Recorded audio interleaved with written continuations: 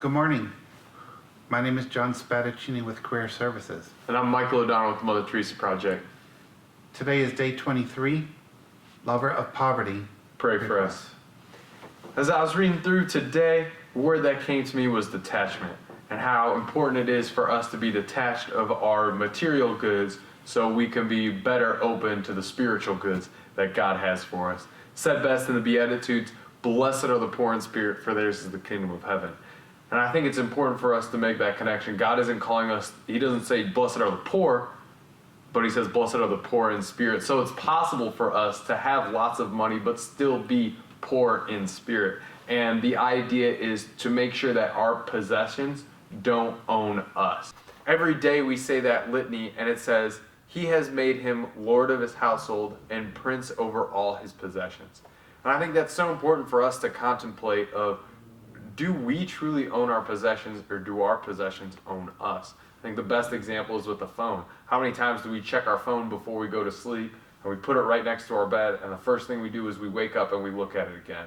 And we have to constantly be checking to see if someone likes our social media status, or if someone is texting us, or we have to see the next and the greatest and latest new thing that's out there. And it's almost like our phone owns us. Like, we can't go anywhere without our phone. We can't imagine a day without our phone. And that's truly a sense where our possessions are taking possession of us.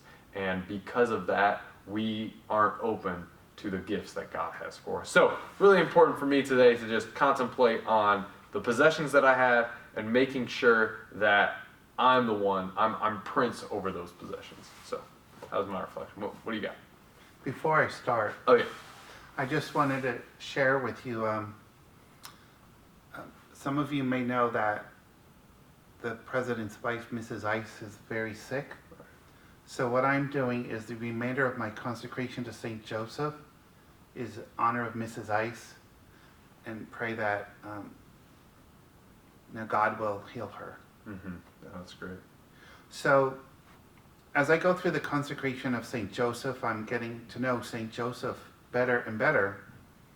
And Father Calloway said that that the Holy Family was poor and very poor.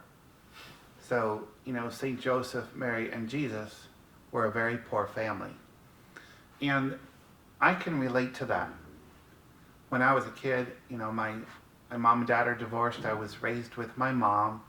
I was raised in a poor family, and we had to rely on the free lunch program at school. And I remember when my dad left, my mother broke her leg. She couldn't work, and parishioners from our local Catholic church came and filled our house full of food, and they organized hot meals to come every single night, Monday through Friday. And then the person that brought the meal on Friday left some extra meals for the weekend. And my mother always said, even though we're poor, trust in God, God will always provide. So that really struck me. And Father Calloway was telling us that St. Joseph is called the lover of poverty, and he relied on the divine providence for all of his needs. And that's what my mother did, and that's what my mother ingrained in me is, if you're poor, it's okay. You're detached from material things. We didn't have money to buy a lot of material things, but we put all of our trust in God, and that God will always provide. And then you were talking about instant gratification. Yeah. So I was thinking about work. All of you are going to school, and someday we'll be out in the workforce, and we're in the workforce. And Father Calloway was telling us that St. Joseph never saw the fruits of his work, and he trusted that God would bring good fruit from his labor and years of service to Jesus and Mary. So I was thinking, sometimes when we're at work, we want that instant praise, that instant gratification. Sometimes we don't get that gratification. And I know in my own life, sometimes I'll meet an alum years later saying, "Oh, Mr. Spadaccini, that tip that you gave me on interviewing. Well, that really worked, and I should have told you back then, but I'm telling you now. So I don't know if you ever had situations like that in your work, but then that tells me, the fruits of my labor are working, and that, not to look for that instant gratification. I guess that's where detachment comes in again, and to just trust in God, and that God is using me, God is using you, and that the fruits of your labor will pay off.